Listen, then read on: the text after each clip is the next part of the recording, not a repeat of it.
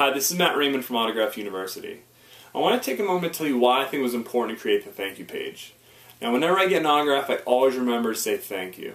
And while that may sound obvious, you'd be surprised how many people I see who, after getting a celebrity's autograph, never open their mouth to show their appreciation.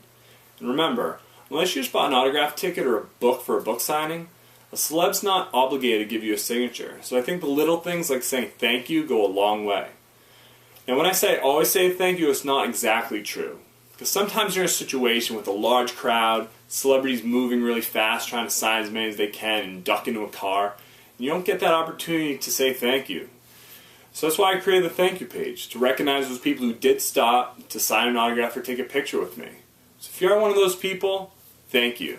And I also want to say thank you to all the Autograph University readers. Really appreciate your support. Talk to you guys soon.